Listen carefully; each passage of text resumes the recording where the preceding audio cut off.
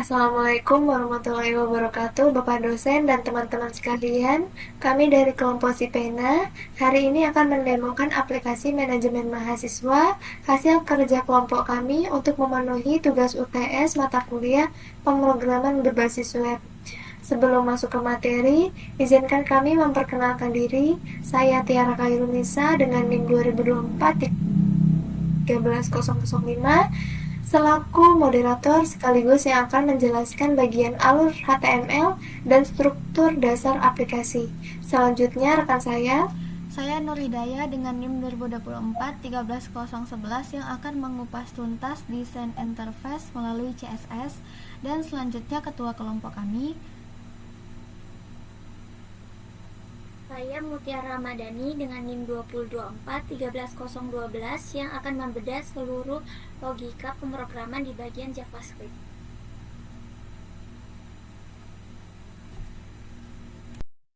Sebagai pembuka, saya akan mendemonstrasi sistem data mahasiswa, yaitu yang pertama ada tambah data, di mana di sebelah kiri terdapat formulir penginputan data mahasiswa. Kita dapat memasukkan NIM, nama, alamat, dan jenis kelamin, dan juga password. Selanjutnya kita menyimpan data, yang kemudian terdapat notifikasi konfirmasi data berhasil ditambahkan. Selanjutnya, kita dapat melihat data di sebelah kanan yang berupa tabel, yang dimana data tersebut dibatasi 5 data per halaman. Jika lebih dari 5 data, sistem otomatis akan berpindah halaman. Dan di sini adalah paginasi halaman tersebut. Selanjutnya terdapat fitur pencaharian, di mana kita bisa mencari nama atau NIM lewat kita mengetik nama tersebut atau NIM tersebut, dan juga kita terdapat fitur drop-down jenis kelamin jika kita mencari laki-laki ataupun perempuan. Selanjutnya, kita juga dapat bisa mengedit data mahasiswa kembali yang akan muncul di sebelah kiri, yaitu formulir input data. Kita dapat mengubah kembali jika kita ingin mengubah data tersebut. Terdapat juga tombol update data dan batal. Selanjutnya, kita juga dapat menghapus data tersebut. Dengan mengklik data hapus, terdapat juga notifikasi konfirmasi keamanan dari sistem apabila sebelum benar-benar data tersebut dihapus. Selanjutnya, kita memiliki fitur dark mode di mana tampilan warna tersebut akan berubah dan warna yang dipakai dapat nyaman dilihat oleh mata. Sekarang kita berada pada indeks HTML di mana dideklarasikan dokumen HTML dengan berbahasa Indonesia dengan head yaitu kepala web dengan judul Sistem Data Mahasiswa beserta Google Font dan CSS-nya. Pada body, kita memiliki teks semantik yaitu header, main, section, dan footer. Pada header, yaitu bagian atas halaman web, terdapat sistem data mahasiswa beserta fitur dark mode-nya. Pada main, kita terdapat beberapa section. Yang pertama yaitu section formulir, di mana kita dapat menginputkan suatu data mahasiswa. Yang pertama yaitu NIM, nama lengkap, alamat, jenis kelamin, password, dan button submit dan cancel batal. Yang kedua terdapat fitur pencaharian, di mana section ini untuk mengatur pencaharian data tersebut. Selanjutnya pada section tabel, ini adalah untuk membuat wadah tabel beserta pagination-nya.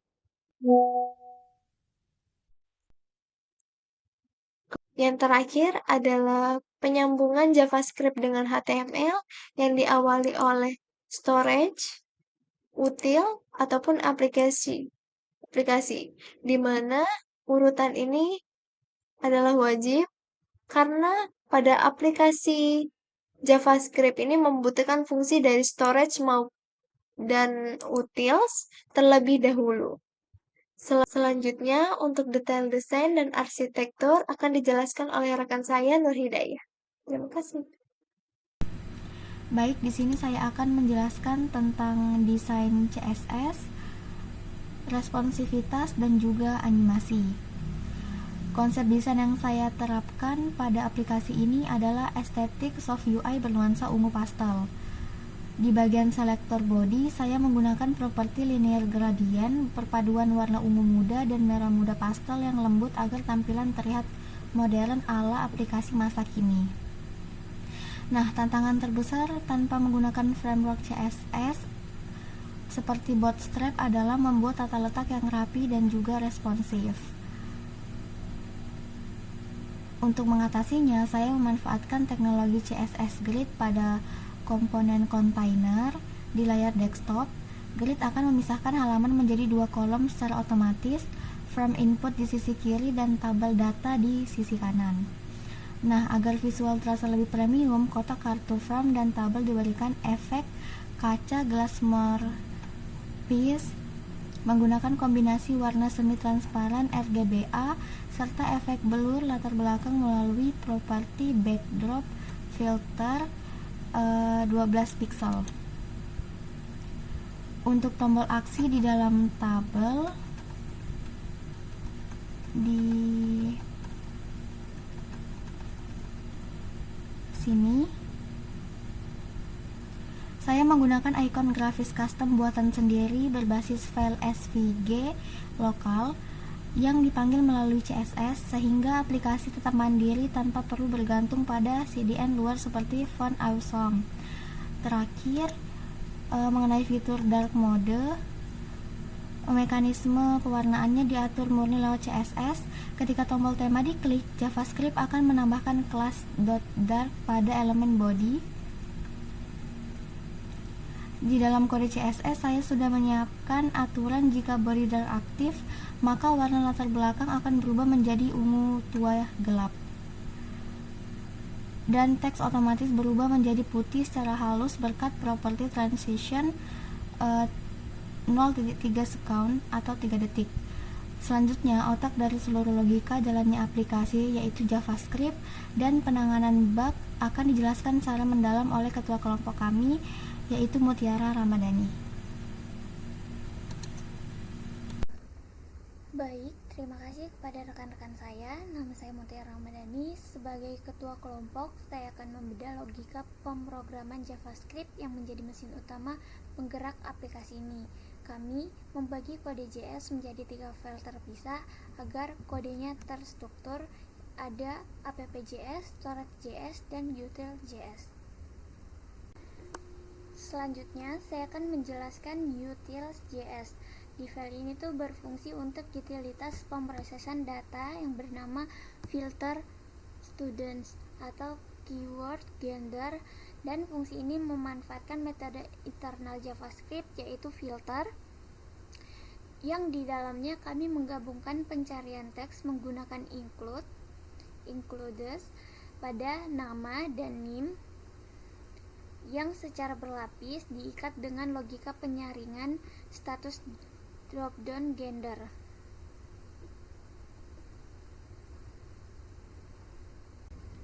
Selanjutnya saya akan menjelaskan app.js. Jadi app.js ini adalah otak yang mengatur tampilan layar.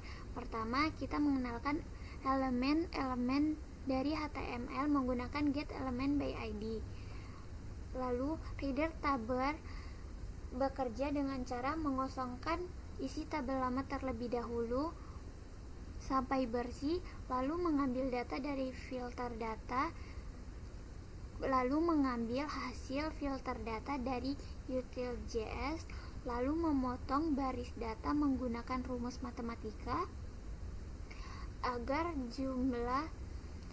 jumlahnya pas dengan halaman yang kemudian ada tampilkan data. Jadi sisa data yang sudah dipotong kemudian diputar menggunakan for each.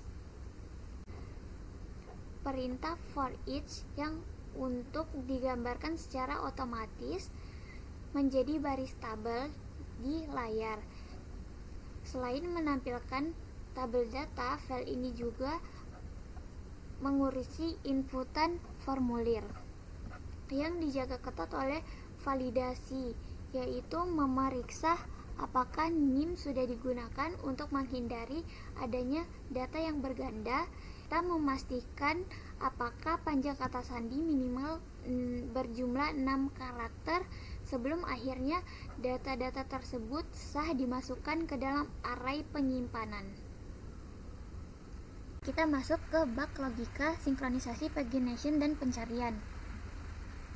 Sebelumnya saya mematikan kode ini terlebih dahulu. Jadi apabila kode ini dimatikan, tampilan dari halaman utama pada saat kita di halaman kedua, lalu kita mencari nama di halaman 1, dia tidak menampilkan nama tersebut atau seolah-olah berubah menjadi kosong atau datanya hilang. Selanjutnya saya akan memperbaikinya dengan menambahkan kode current page sama dengan 1 untuk menambahkan baris kode reset pada event listener, input, pencarian, dan filter. Jadi solusinya memaksa halaman kembali ke angka 1 setiap kali user mengetik. Contohnya seperti ini setelah kita menambahkan kode tersebut. Setelah kita menambahkan di halaman kedua, kita tetap bisa mencari nama di halaman 1. Seperti ini.